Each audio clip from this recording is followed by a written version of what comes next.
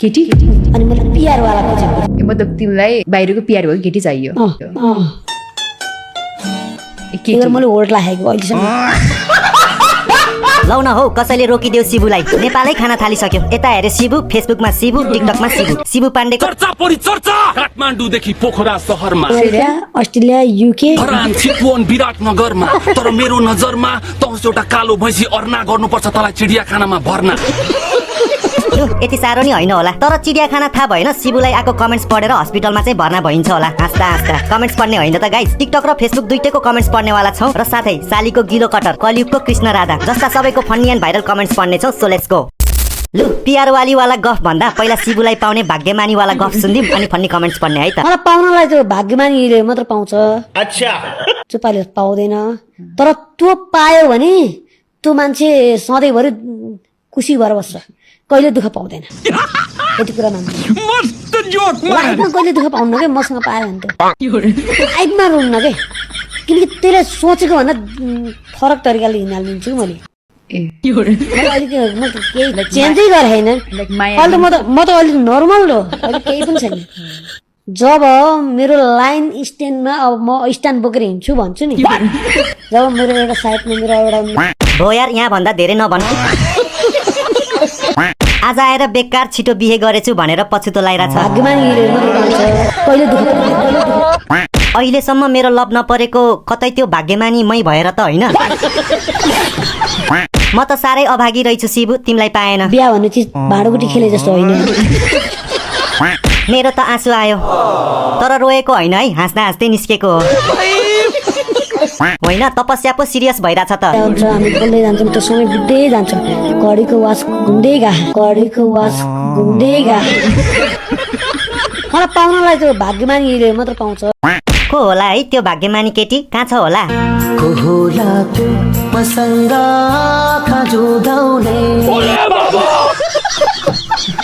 बरु दुःख पाउलान् भाग्यमानी हुनु छैन भन्छन् होला बरु भाइ यो त थियो टिकटकको कमेन्ट्स पिआर वालीमा आएको फेसबुक कमेन्ट्स त झन् मेरो फेभरेट नै हो एकछिनमा पढ्नुपर्छ है त गाइस त्यो भन्दा पहिला यता भिडियोको क्याप्सनको पावर कति हुन्छ भाइरल हुनुमा यो भिडियो हेरेपछि थाहा भयो क्याप्सन पढौँ अनि फन्नी कमेन्ट्सतिर जाम्ला क्याप्सन हामी सुतेको नि 1 वर्ष भएछ है डियर सरजी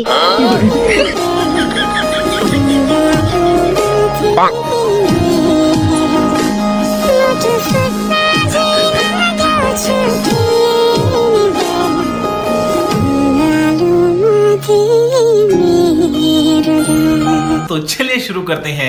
1 वर्षसम्म सुतेर हुँदैन अब उठ्नुपर्छ सुतेरै जिन्दगी जाने भयो सागमा घाम लागिसक्यो उठ्नु नि कुम्भकर्ण पनि सुत्दैन 1 वर्षसम्म त उठ नानु उज्यालो भयो 3वटा ट्रक काठमाडौँ गइसक्यो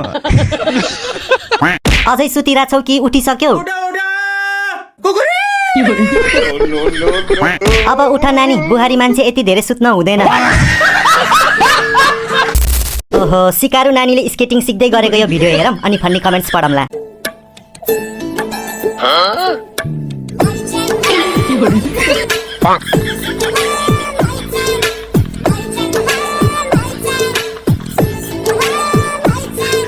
बाल बाल बच गया रे देवा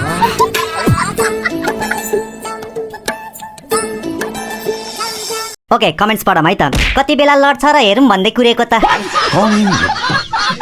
सेट लड्दै लडेनन्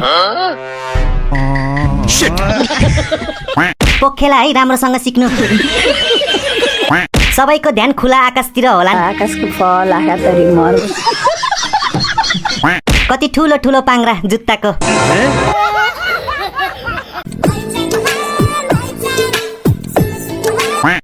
अगाडि बढी भारी भयो सबैलाई एउटा प्रश्न त्यहाँ कतिवटा पाङ्रा छन् 2टा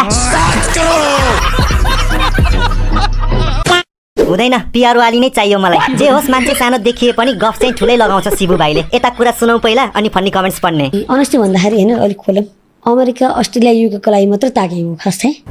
आफू जाने कि केटी चाहिँ बाहिरको भएको केटी अनि मैले पिआर वाला खोजेको मैले होल्ड राखेको मतलब तिमीलाई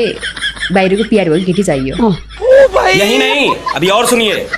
किन तिमीलाई बाहिर बस्ने हो तिमी अब बस्ने भन्दा पनि मेरो लाइफ सेटल चाहिँ त्यही गर्ने प्लानमा हो तर चाहिँ काम त यहाँ नै गरिन्छ इन्टेन्सनमा मेरो दिमागमा चाहिँ बाहिरकै सोच मात्रै हो तिमीले तिम्रो खोजी चाहिँ अहिले अमेरिकाको अस्ट्रेलियाको युकेको पिआर वाला केटी पिआरवाला इन्डियाको आधार कार्डवाला हुँदैन शिबु साथी बनाएर राखौँ न सबैलाई बोल्न पाइयो ए तेरीमा ठ्याउके इन्टरभ्यू लिने वाली नि भित्रभित्र हाँस्दैछ मेरो लाइफ सेटल चाहिँ त्यही गर्ने प्लानमा हो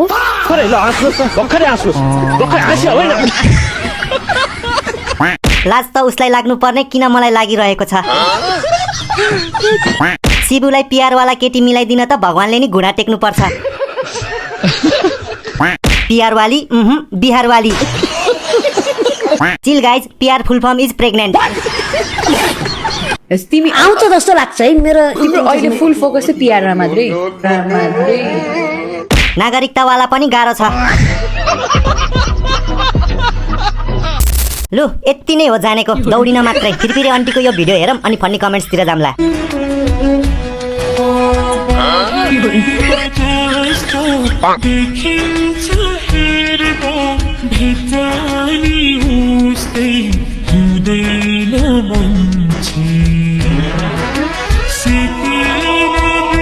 तो चलिए शुरू करते हैं धन्न टिकटकले थामेको छ यो दिदीको फेरि बनावट पनि छुट्टै किसिमले बनाइदिनु भएको छ भगवानजीले गाउँपालिका धेरै हल्लियो भोजराज थापाको दिदी ओ माई गड ऊँट हो जस्तो लाग्यो यार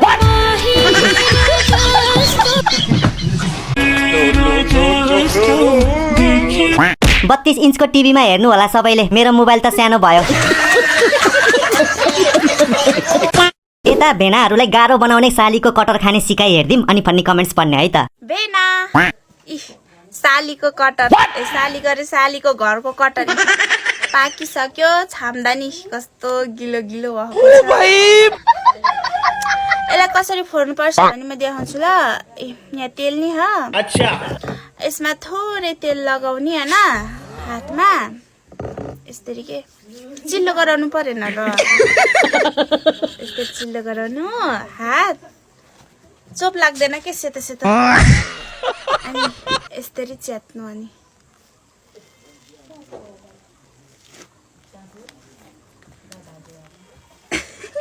तो चलिए शुरू करते हैं मैले 1 इन्च पनि नकारात्मक सोचेको छैन है तेल चाहिँ अनिवार्य लगाउनु पर्यो हैन त चोप लाग्दैन के सेतो सेतो सिधा कुरो प्रष्ट विचार सही छ च्यात्न सिपालु जगत भेनाले मुख रसाउँदै छन् होला भेना सालीको कटर सालीको रे सालीको घरको कटर ठ्याक्कै तिम्रो जस्तै रहेछ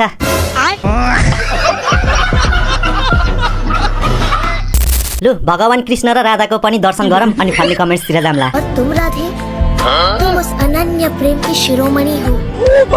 सच तो ये है कि मैं ना तुम्हारे प्रेम की बराबरी कर सकता हूँ ना उसका ऋण उतार सकता हूँ क्षमा करना राधे ओके कमेन्ट्स पढौँ है त आमा छोरा जस्तै लाग्यो म त को बच्चा हो सोचिरा कसको बच्चा हो लगेर जाऊ त कृष्ण फ्रम दराज किस्ने बिस्ने same to same finally it's time for your comments guys let's see कसको पढ्न सफल भएछ त सो पहिला हामी जस्तो सिंगलहरूको लागि एआई लाग्ने यो भिडियो हेर्दिम अनि फन्नी कमेन्ट्स पढ्ने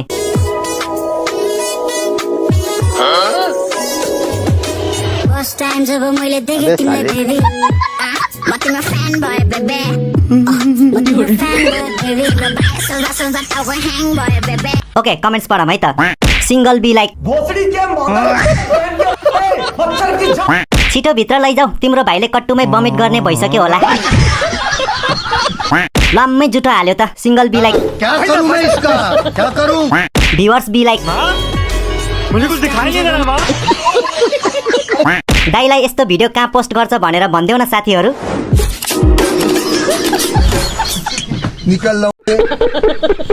मुजीहरू टिभीमा आउने गरी पोस्ट गर है, म टिभी हेर्दिन।